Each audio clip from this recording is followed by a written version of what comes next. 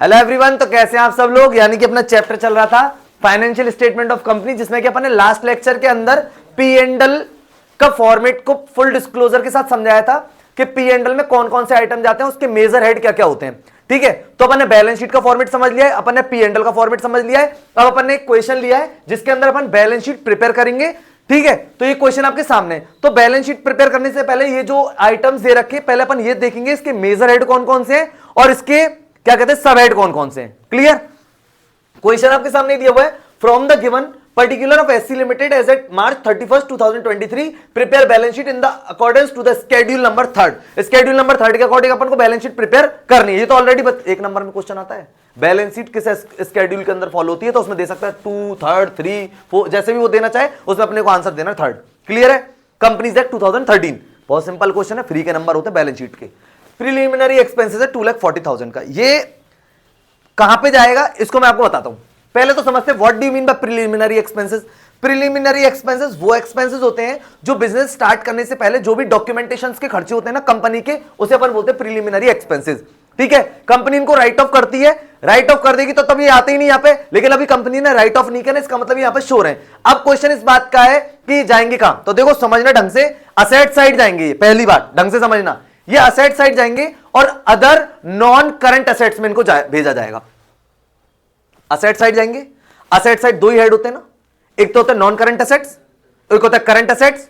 और non current assets के अंदर भी अपन ने बता रखा है फिक्स्ड असेट होती है, फिक्स्ड असेट में भी tangible, intangible, capital work in progress और इंटेंजिबल असेट्स अंडर डेवलपमेंट, ये तो आता है अपने किसके अंदर, फिक्स्ड असेट। उसके बाद नॉन करंट इन्वेस्टमेंट दे रखे हैं, उसके बाद अपने को दे रखा है डेफर्ड टैक्स असेट नेट, उसके बाद दे रखा है long term loans and advances, और उसके बाद दे रखा है other non current asset. 5 point होते हैं ना, तो ये अदर नॉन करंट असेट्स में जाएगा। क्लियर है, और कंपनी धीरे धीरे इसको जब राइट ऑफ करेगी तो कम होता जाएगा, जीरो हो जाता है एक बार जाके। क्लियर, बात समझे, पॉइंट का ध्यान रखना, other non current asset, asset side जाएगा, पॉइंट पहला clear, other non current assets. ठीक है, अच्छा बात करते हैं 10% डिवेंचर दिए हुए दे रखे अपन को 2 लाख, क्योंकि अपन को जब तक आइटम ही नहीं पता हुआ कहां पे जाएगा तो फिर बैलेंस शीट बनाने से कोई फायदा नहीं ना, गलत होगी। 10% डिवेंचर अच्छे से पता है, लायबिलिटी साइड जाएगा, ये तो कंफर्म्ड है, इक्विटी एंड लायबिलिटी साइड जाएगा। अपने को पता है लायबिलिटी साइड होते 4, एक होता है अपना शेयर होल्डर्स फंड, क्लियर आ रही समझ में, जिसके अंदर होते 3 पॉइंट। ठीक है, उसके देखो पेंडिंग अलॉटमेंट वाला, और उसके बाद अपना होता है कौन सा, नॉन करंट लायबिलिटी, जिसके अंदर ये जाता है लॉन्ग टर्म बोरोइंग्स के अंदर। क्लियर बात समझ में आ रही है, नॉन करंट लायबिलिटी उसके अंदर जाता है लॉन्ग टर्म बोरोइंग्स, जिसमें debentures, bank loan, public deposit, जो कि हम ऑलरेडी लास्ट लेक्चर में डिस्कस कर चुके थे। तो ये अपना जाएगा लॉन्ग टर्म बोरोइंग्स में, नॉन करंट में, नॉन करंट लायबिलिटी में, लॉन्ग टर्म बोरोइंग्स में। क्लियर, बात समझ आ रही है आपको अच्छे से, तो आपको बताते चल रहे मेजर हेड सब हेड क्या है। ठीक है, उसके बाद बात कर लेते हैं, स्टॉक इन ट्रेड दे रखा है 1,40,000। देखो अपने को पता है स्टॉक इन ट्रेड, ये तो कंफर्म्ड है कि हमारा असेट साइड जाएगा।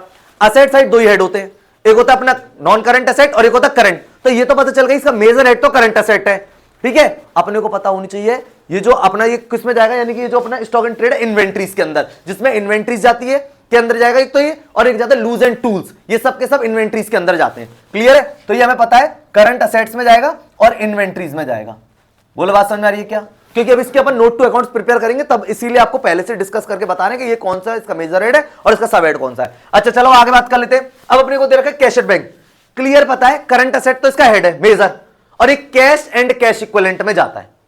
क्लियर है, बात समझ आ रही है, कैश एंड कैश इक्विवेलेंट में, करंट असेट्स में, कैश एंड कैश इक्विवेलेंट में। क्लियर, चलिए अब बात कर लेते हैं बीआर। तो अपन ने बताया था बीआर और डेटर दोनों करंट असेट में जाते हैं, करंट असेट इनका मेजर हेड है और उसके अंदर रहते हैं ट्रेड रिसीवेबल के अंदर। क्लियर, तो इनका करंट असेट से मेजर हेड और उसके अंदर ये जाते हैं ट्रेड रिसीवेबल के अंदर। क्लियर, बात समझ में आ रही है अच्छे से। तो इसमें दो चीज और समझ, इसमें बहुत सारे नंबर हैं, बैलेंस शीट अगर प्रिपेयर करवाएगा तो बैलेंस शीट प्रिपेयर करेंगे, मेजर हेड और सब हेड पूछेगा तो वो देखें, आ रही कहानी समझ में। चलिए अब बात कर लेते हैं गुडविल। गुडविल अपने को बताए, अपन ने जब बैलेंस शीट में बताया था तो property, plant and equipment and intangible asset का एक होता है, उसके अंदर टेंजिबल और इंटेंजिबल, तो ये जाएगा आपका इंटेंजिबल में। Goodwill, patent, trademark, copy, franchisee, logo, ये सारे के सारे किसमें जाते हैं, इंटेंजिबल में। क्लियर बात समझ में आ रही है क्या, तो ये इंटेंजिबल में जाएंगे। तो इंटेंजिबल इनका कौन सा हेड है, सब हेड। आगे नहीं समझ में। चलिए अब बात करते हैं लूज टूल्स, तो अभी बताया था करंट असेट में इन्वेंट्रीज का पार्ट है। चलिए करंट असेट्स में इन्वेंट्री, ठीक है। अब बात करते हैं मोटर व्हीकल। तो मोटर व्हीकल का अपने को पता है प्रॉपर्टी प्लांट इक्विपमेंट, और उसमें टेंजिबल में ये जाएगा। आगे कहानी समझ में, टेंजिबल में। चलिए उसके बाद करते प्रोविजन फॉर टैक्स। अब सुन लो, लायबिलिटी साइड 4 हेड होते हैं, लास्ट का हेड है करंट लायबिलिटी, ठीक। करंट लायबिलिटी के अंदर इसका सब हेडिंग है शॉर्ट टर्म प्रोविजन, जिसमें आपको बताया था provision for taxation, provision for bad debt, provision for depreciation, provision for proposed dividend, ठीक है। तो ये जाएगा आपका शॉर्ट टर्म प्रोविजन में, ठीक है। और इसके करंट लायबिलिटीज की सब हेड है। क्लियर, ये अपने सारी चीजें समझ ली, ठीक। अब अपन को क्या करना है, सबसे पहले इसका वर्किंग नोट बनते हैं। बैलेंस शीट इसका फेयर पॉइंट होता है, और नोट टू अकाउंट्स हमें बनाने पड़ते हैं, जो कि अपन ने कैश फ्लो में देखा था ना। Note to account 1 number note, 2 number note, 3 number note, 4 number note, वो हमें बनाने। क्लियर, आ रही कहानी समझ में। चलिए तो देखो, सबसे पहले अपन बात कर लेते हैं, पहले अपन लायबिलिटी साइड का निपटारा करते हैं। तो देखो, अगर अपन बात करें शेयर होल्डर्स फंड के बारे में, उसमें हमें पता है 3 चीज जाती है। शेयर कैपिटल जाती है, इसमें शेयर कैपिटल का कोई भी पार्ट नहीं है। सेकंड, उसमें रिजर्व एंड सरप्लस होता है, इसमें रिजर्व एंड सरप्लस का कोई पार्ट नहीं है। और इसमें थर्ड जाता है शेयर वारंट वाला, तो इसमें वो भी नहीं है, ठीक है। तो पहले ऐड का तो कुछ ही नहीं है। दूसरा है पेंडिंग अलॉटमेंट मनी, यानी पेंडिंग अलॉटमेंट यानी application money received, pending allotment, तो इसमें वो भी नहीं है। आगे का नहीं समझ में। थर्ड है अपना नॉन करंट लायबिलिटी, आ रही बात समझ में, नॉन करंट लायबिलिटी। तो अब अपन बनाएंगे, देखो नोट टू अकाउंट्स किस तरीके से बनते हैं उनको एक बार आप देख लो। ये अमाउंट ऑफ कॉलम है, ठीक है। ये अपन ने पर्टिकुलर का बना लिया, ये नोट टू अकाउंट्स होते हैं, और ये वर्किंग नोट होता है, ठीक है। बात समझ में आ रही है क्या। चलिए, ये अपन ने लिख दिया पर्टिकुलर, और यहां पे लिख दिया अपन ने अमाउंट। सबसे पहले अपन लिख रहे हैं नॉन करंट लायबिलिटीज, ठीक है। बात समझे, note number 1 non current liability. Clear, non current liability. अच्छा, ये नहीं है कि आप सीक्वेंस डालो कि सर आपने तो बैलेंस शीट में नॉन करंट लायबिलिटी का जो हेड लिखवा रखा वो 3 लिखवा रखा है, तो आप यहां पे 1 क्यों लिख, वो तो बता रहे कि टोटल हेड, तो अपन वो नंबर डालते हैं ना 1 2 3 4 5 ऐसे। हमारे पास 1 में वाले में कुछ नहीं है, 2 वाले में भी कुछ नहीं है, बात समझना। तो नॉन करंट लायबिलिटी वाले उसको हम यहां से पहले से स्टार्ट करते हैं। क्लियर, तो नॉन नंबर का सीक्वेंस आपको जहां से आपका बनता है वहां से स्टार्ट करना है, ठीक है। बस अपने को ध्यान रखना है 6 मेजर हेड होते हैं बैलेंस शीट के total, 4 liability side, 2 asset side. Clear, अब ये नॉन करंट लायबिलिटी की बात कर लेते हैं। अब अपने को नॉन करंट लायबिलिटी में दिख रहा है, एक तो सबसे पहले नॉन करंट लायबिलिटी में भी लॉन्ग टर्म बोरिंग्स, आगे कहानी समझ में, long term borings, long term borings. Clear, और लॉन्ग टर्म बोरिंग्स में अपन लोग डालेंगे डिबेंचर्स, 10% डिबेंचर। क्लियर, कोई दिक्कत, कोई परेशानी। 10% डिबेंचर की जो अमाउंट दे रखी है वो हमें दे रखी है 2 लाख, ठीक है। बात समझ में आ गई, कोई दिक्कत है कि, अरे मतलब जैसे आपने सीखा है ना, हेडिंग, मेजर हेड, सब हेड, वही तो कर रहे हैं। मेजर हेड लिख दिया, आगे इसका सब हेडिंग ये रही लॉन्ग टर्म बोरिंग्स, उसके अंदर दे रखा 10% डिबेंचर। जैसे पढ़ रहे हैं वैसे अपन इसमें करते जा रहे हैं। और कोई आइटम है तो वो अपन देख लेंगे कि नॉन करंट लायबिलिटी का और कोई आइटम अब कोई नहीं है। क्लियर, बात समझ में आ रही है आपको अच्छे से, कोई दिक्कत, कोई परेशानी है। चलिए हो गया, ठीक। इसका हम टोटल करना चाहें तो 2 लाख रुपए हम यहां पे लिख सकते हैं, इसका टोटल कर देंगे, और कोई दिक्कत नहीं। और इसी तरीके से चलेंगे आगे, ठीक। पॉइंट समझ में आ गया। पहला चलिए बात कर लेते हैं करंट लायबिलिटी का, यानी ठीक है, अपन ने नॉन करंट लायबिलिटी में हो गया। उसके बाद अपना चौथा आइटम करंट लायबिलिटी। अब करंट लायबिलिटी में देखते हैं कौन कौन सी चीजें हमारे में आ रही है करंट लायबिलिटी में। तो देखो, अपन ने सबके सामने लगाया था टिक, तो एक केवल प्रोविजन फॉर टैक्सेशन है जो करंट लायबिलिटी के में आ रहा है। आ रही बात समझ में, कोई दिक्कत है। चलिए सेकंड करंट लायबिलिटी, और करंट लायबिलिटी तो आपको मालूम होनी चाहिए, ये तो आपकी मेजर हेड है।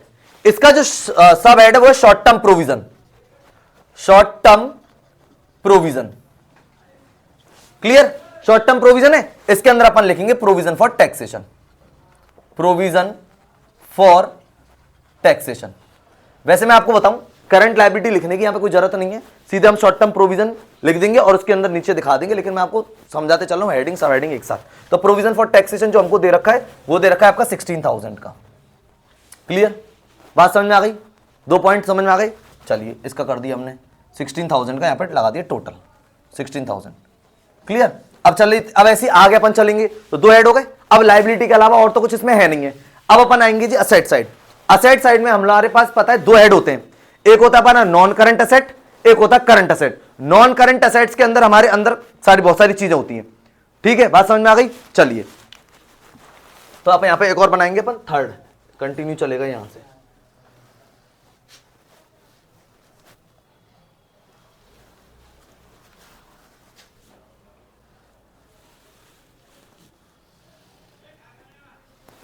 यहां पे लिखेंगे अपन पर्टिकुलर, यानी यही कंटिन्यू चल रहा है, और अमाउंट। सबसे पहले हम यहां पे लिखेंगे नॉन करंट एसेट्स, ठीक है, नॉन करंट एसेट लिख दिया अपन ने। नॉन करंट एसेट्स में अगर अपन बात करें तो इसमें देखो पहले नॉन करंट एसेट्स के अंदर आ क्या क्या रहा है, पहले उसको एक बार देख लेते हैं। देखो नॉन करंट एसेट में पहले जो अपने पास असेट थी, देखो मोटर व्हीकल, ये दे रखा है टेंजिबल में, क्लियर है। तो पहले अपन इसको लिखेंगे, फिक्स्ड असेट्स में टेंजिबल है ये, क्लियर। तो यहां पे लिख दिया फिक्स्ड असेट, या फिक्स्ड असेट्स की जगह अपन लिख सकते हैं property plant and equipment and intangible asset, ठीक है, बात समझ में आ गई। उसमें ये दे रखा है टेंजिबल के अंदर, ठीक है। तो मैंने फिक्स्ड असेट में लिख दिया, टेंजिबल में लिख देते हैं इसको टेंजिबल, और टेंजिबल में नोट नंबर है थर्ड चल रहा है, ठीक है, फिक्स्ड असेट वाला थर्ड। तो टेंजिबल में अपन ने यहां पे लिख दिया, इसमें दे रखा मोटर व्हीकल, मोटर व्हीकल दे रखा है अपने को 4,75,000 का, बोलो क्लियर, बात समझ में आ रही है। फिक्स्ड असेट में अपन ने लिख दिया मोटर व्हीकल का दे रखा है टेंजिबल में, ठीक है। इसी में अपन इंटेंजिबल शो करेंगे। अब जरा देखो इंटेंजिबल में अगर अपन बात करें, टेंजिबल देखो केवल इसके अलावा और कहीं पे भी कोई टेंजिबल नहीं है, आ रही है समझ में आपको अच्छे से। अच्छा अब बात कर लेते हैं किसके बारे में, मोटर। अब इसमें इंटेंजिबल में देख लो अपने को दिख रही है गुडविल, क्लियर, आगे का नहीं समझ में। तो यहां पे लिखेंगे इंटेंजिबल और यहां लिखेंगे गुडविल, क्लियर, आगे का नहीं समझ में। ये रहा टेंजिबल और इंटेंजिबल। तो इंटेंजिबल में अपन लोग गुडविल दिखा रहे हैं, अमाउंट है 30,000 की, ठीक है, बात समझ में आ गई। कोई दिक्कत है इसमें, परेशानी है? जैसे जैसे आपने पढ़ा है वैसे वैसे कर रहे हैं, मेजर हेड सब हेड, मेजर हेड सब हेड, फिक्स्ड असेट में टेंजिबल में इंटेंजिबल, फिक्स्ड असेट के अंदर, क्लियर, आगे का नहीं समझ में। चलिए टोटल अगर अपन इसको ऐड करेंगे तो 5,05,000 आ जाएगा, बोलो क्लियर, आगे का नहीं समझ में, ठीक। चलते हैं अब इसके बाद अगर अब नेक्स्ट हेडिंग पे चलते हैं। नॉन करंट एसेट की तो फिक्स्ड असेट हो गई, एक इसके अंदर आते हैं नॉन करंट इन्वेस्टमेंट आते हैं, अदर करंट एसेट आती है। तो पहले देख लेते हैं, कोई नॉन करंट इन्वेस्टमेंट का तो कोई पार्ट नहीं है, नॉन करंट इन्वेस्टमेंट का कोई भी नहीं है। एक ये दिख रहा है अपने को preliminary expenses other non current asset के अंदर, ठीक है। फोर्थ नंबर डालेंगे अदर नॉन करंट एसेट्स, और उसमें अपन डालेंगे प्रिलिमिनरी एक्सपेंसेस, और प्रिलिमिनरी एक्सपेंसेस जो अपने को दिखा रखे हैं वो दिखा रखे हैं 2,40,000 के। आगे बात समझ में। चलिए ये नोट टू अकाउंट चल रहे हैं, ये हो गया इसका टोटल अपन ने कर दिया 2,40,000 का, बात समझ में आ गई। 1 2 3 4, ठीक है। अब चलते हैं नेक्स्ट, अब बात कर लेते हैं इसके अंदर, यानी कि अब दे रखा है अपने को करंट एसेट्स के बारे में बात करते हैं। अब देखो करंट एसेट में क्या क्या दे रखा है, एक तो अपने को करंट एसेट में दे रखा है लूज टूल्स, ठीक है, एक दे रखा है बीआर, ठीक है, एक दे रखा है कैशेड बैंक। तो इनका जो मेजर हेड है वो कैशेड बैंक, वो क्या कहते हैं करंट एसेट है, ठीक है। तो अपन चलते हैं 5वें पे,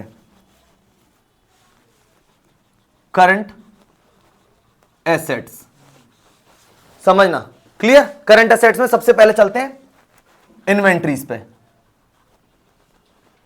इन्वेंट्रीज, और इन्वेंट्रीज के अंदर अपने को देखो क्या क्या दे रखा है उसको पढ़ लेते हैं। एक तो दे रखा है स्टॉक इन ट्रेड और एक दे रखा है लूज टूल्स, ठीक है। यहां लिख देते हैं स्टॉक इन ट्रेड और दे रखा है लूज टूल्स। तो स्टॉक इन ट्रेड देख लो कितने रुपए का दे रखा है, 1,40,000 का, और लूज टूल्स दे रखा है 12,000 का, 140 और 12,000, ये आपके आ गए टोटल 1,52,000। आ रही बात समझ में, क्लियर। ये अपना हो गया करंट एसेट में इन्वेंट्री, क्लियर। अब इन्वेंट्री के बाद अपन आगे चलते हैं, तो इन्वेंट्री के बाद अपना आ जाता है इसके अंदर, अब देखो ट्रेड रिसीवल से रिलेटेड तो था, अभी अपने देखा था जब इसमें बीआर दे रखा है करंट एसेट में, ट्रेड रिसीवल, ट्रेड रिसीवल, ठीक है। और ट्रेड रिसीवल के अंदर अपन यहां पे दिखा रहे हैं बीआर, क्लियर। और बीआर कितने रुपए का दिखा रखा है हमने को इन्होंने, 1,20,000 का, बोलो ये बात समझ में आ गई, क्लियर। ये यहां पे 1,20,000 का टोटल कर दिया, यानी कि ट्रेड रिसीवल में इतना। आगे कहानी समझ में, कोई दिक्कत है? अब चलते हैं जी आगे। अब इसके बाद दे रखा है कैश एट बैंक, यानी कि कैश एंड कैश इक्विवेलेंट के अंदर ही आएगा, ठीक है। तो हमें पता हुई करंट एसेट का ही पार्ट है, ठीक है। तो ये वाला भी देख लो आप एक बार, कैश एंड कैश इक्विवेलेंट, और इसके अपन दिखाएंगे कैश एट बैंक। तो ये अपने को दे रखा है कैश एट बैंक 1,35,000 का। बात समझ आ रही है क्या? तो ये अपन ने लिख दिया। क्लियर? यानी इन्वेंट्री दिखा दी, ट्रेड रिसीवेबल में बीआर दिखा दिया और अपने को कैश एट बैंक दिखा दिया। ठीक है, ये तीन दे रखी करंट एसेट के अंदर। जितने भी आइटम थे वो सारे के सारे अपन ने बैलेंस शीट के अंदर शो कर दिए। ये इसका नोट टू अकाउंट्स का तरीका होता है। पहले हमें इसमें शो करना होता है। अभी हमने सब कुछ इसमें सजा लिया है ना, अपन को सिर्फ बैलेंस शीट में शो करना है।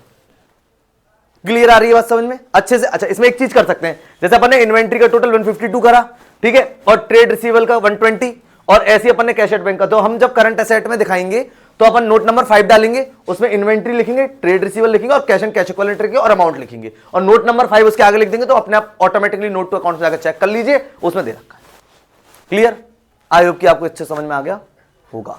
अभी अपन ने जैसे नोट टू अकाउंट्स देखे थे ना, अभी अपन इसको बैलेंस शीट के अंदर शो करेंगे। ठीक है, तो नोट टू अकाउंट्स में जो भी आइटम्स होते हैं उससे रिलेटेड सारी इंफॉर्मेशन नोट टू अकाउंट्स में कर देते हैं। यहां पे अपन को नोट नंबर डाल के और इसका मेजर हेड और उसका सब हेड अपन को लिखना है। क्लियर? आ रही बात समझ में? तो पहले अपन ये बैलेंस शीट है, सबसे पहले अपने को पता है यहां पे होता है इक्विटी एंड लायबिलिटी। ठीक है, इक्विटी एंड लायबिलिटी।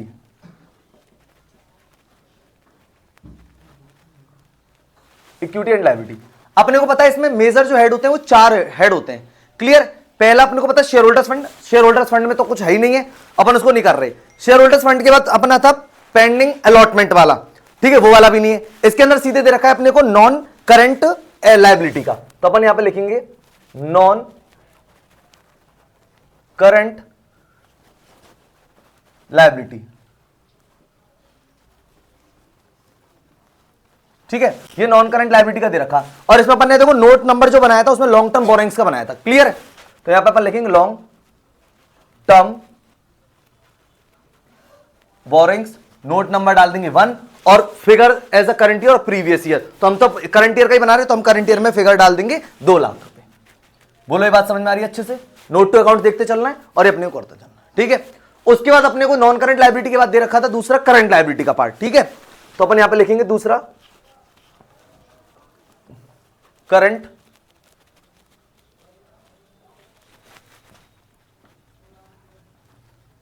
लायबिलिटी। अपने को पता है करंट लायबिलिटी के अंदर अपन को दे रखा था शॉर्ट टर्म प्रोविजन। ठीक है, तो हम यहां पे लिखेंगे शॉर्ट टर्म प्रोविजन। देखो एक्चुअली क्या होता है, बैलेंस शीट जो होती है ना वो क्लीन होती है, साफ सुथरी तरीके से बनती है। जो भी अपन को एडजस्टमेंट करना होता है वो नोट टू अकाउंट्स में करते हैं। अब जैसे शॉर्ट टर्म प्रोविजन के आगे नंबर नोट नंबर 2 लिख देंगे, क्योंकि 2 नंबर का नोट बनाया था और अमाउंट लिख दिया अपन ने इसमें 16,000 की। क्लियर है? इसमें बैलेंस शीट नहीं बनानी, मतलब बैलेंस शीट के जो भी अपन ने आइटम थे उसको मैं यहां पे शो करना है। आगे कहानी समझ में? चलिए, अब ये यहां तक की तो बात हो गई। अब बात कर लेते हैं असेट, असेट्स की बात कर लेते हैं। क्लियर? ये तो इक्विटी एंड लायबिलिटी हो गया, ये असेट हो गया। ठीक है, इसको अपन एक लिख देते हैं 1 और इसको लिख देते हैं 2, इसको फर्स्ट, इसको सेकंड। ठीक है, अब असेट्स में अपने को पता है सबसे पहले आता है नॉन करंट असेट। ठीक है, नॉन करंट एसेट्स। ठीक है, नॉन करंट एसेट, बात समझ आ गई? अच्छा, नॉन करंट एसेट्स के अंदर अपन ने पहले तो फिक्स्ड था, फिक्स्ड। क्लियर? फिक्स्ड एसेट्स, और फिक्स्ड एसेट्स के आगे देखो नोट नंबर जो था वो 3rd था, उसमें टेंजिबल और इंटेंजिबल अपने को दोनों दे रखी है। तो फिक्स्ड एसेट्स के सामने अपने यहां पर नोट नंबर 3rd लिख दे रहे हैं और अमाउंट लिख दे रहे हैं 5,05,000 की। बोलो बात समझ में आ रही है? क्लीन? क्लियर है आपको? अच्छे से अच्छे समझ में आ रही है? ठीक है, नॉन करंट एसेट्स के बाद इसमें दे रखा था इसी में अदर नॉन करंट एसेट्स। ठीक है, नॉन करंट एसेट और अदर, उसमें फिक्स्ड एसेट था और अदर नॉन करंट एसेट थे। और यहां पे अपन लिखेंगे नोट नंबर 4 और इसमें अपन को दे रखा है अमाउंट 2,40,000 का प्रिलिमिनरी एक्सपेंसेस का। क्लियर? बात समझ में आ रही है? ठीक है, जैसे जैसे बनाया वैसे वैसे अपन इसमें नोट डालते जा रहे हैं। उसके बाद आ जाते हैं इसमें करंट एसेट्स पे, करंट एसेट्स। ठीक है, अब करंट एसेट्स में अपने को पता है इसमें अपने को दे रखा था इन्वेंट्री, ट्रेड रिसीवेबल और कैश एंड कैश इक्विवेलेंट। तो करंट एसेट दे रखा है ना, उसके आगे इन्वेंट्री दे रखी है, इन्वेंट्रीज, उसका दे रखा है ट्रेड रिसीवेबल, और एक अपने को दे रखा है इसमें cash and cash equivalent, cash and cash equivalent. Clear? अच्छा, करंट असेट्स के सामने अपन नोट नंबर 5 डाल देते हैं, उसके अंदर अपने को दे रखा है इन्वेंट्री, ट्रेड रिसीवेबल और कैश एंड कैश इक्विवेलेंट। ठीक है, टोटल अपन लिख देंगे इसमें। देखो अगर इन्वेंट्री की बात करें तो 152 दे रखा है और 120 और 135, इसमें अपन टोटल यहां लिख देते हैं 152 और उसका दे रखा है अपने को 120 और उसके अपने को दे रखा है 1,35,000। इसका जो टोटल है वो 4,07,000 अपन यहां पे लिख देते हैं, या अलग अलग दिखा देते हैं। इन्वेंट्री का तो दे रखा है 152, ठीक है, और ट्रेड रिसीवेबल का अपने को दिखा रखा है 1,20,000, क्लियर, और अपने को दिखा रखा है कैश एंड कैश का 1,35,000, ये दिखा दिया। बात समझ में? करंट एसेट्स के अंदर इन्वेंट्री, उसके ट्रेड रिसीवेबल और कैश इक्विवेलेंट। नोट नंबर 5 था, इसमें लिखा हुआ है जो अपन ने बनवाया। तो अपन ने टोटल 5 हेड बनाए थे। पहला आपको समझ में आएगा लॉन्ग टर्म बोरिंग्स का, दूसरा शॉर्ट टर्म प्रोविजंस का, तीसरा अपन ने नॉन करंट एसेट में फिक्स्ड एसेट का बनाया था जिसमें टेंजिबल और इंटेंजिबल दोनों ले ली थी। अदर नॉन करंट एसेट में प्रीलिमिनरी एक्सपेंसेस थे, करंट एसेट में इन्वेंट्री में अपने को पता है स्टॉक इन ट्रेड था और लूज टूल्स था। ट्रेड रिसीवेबल में अपने को पता है बीआर था, कैश एंड इक्विवेलेंट में कैश एट बैंक था। क्लियर, ये बैलेंस शीट का परफॉर्मा है और इसको अपन ने यहां पे शो कर दिया है। क्लियर, बात समझ में आ रही है? तो ये बैलेंस शीट, और देखो ये जो चैप्टर है सबसे इजी चैप्टर है, इनमें बस अपने को ये पता होना चाहिए मेजर हेड क्या है और इसका सब हेड क्या है। क्लियर, मेजर हेड और आपको सब हेड पता है तो आप इसमें इजीली आप इसको कर लोगे। ठीक है, बैलेंस शीट पूरी आपको याद रखनी है। टोटल 6 हेड होते हैं, लायबिलिटी साइड 4 और असेट साइड 2, उन्हीं के इर्द गिर्द सारी चीजें आती है। अलग से इसमें कोई भी हेड ऐसा नहीं लिखा अपन ने जो अलग हो। आगे कहानी समझ में? नॉन करंट एसेट में 1 लिख देते हैं और करंट एसेट में 2 लिख देते हैं। क्लियर, तो एक बार आप इसका रिवीजन करें, फिर भी अगर आपको कोई प्रॉब्लम आ रही है तो आप हमें कमेंट सेक्शन में लिख सकते हैं जिससे कि हम आपकी प्रॉब्लम को सॉल्व कर सकें। तो मिलते हैं अपन नेक्स्ट लेक्चर में नेक्स्ट टॉपिक के साथ। तब तक के लिए guys good bye and thank you.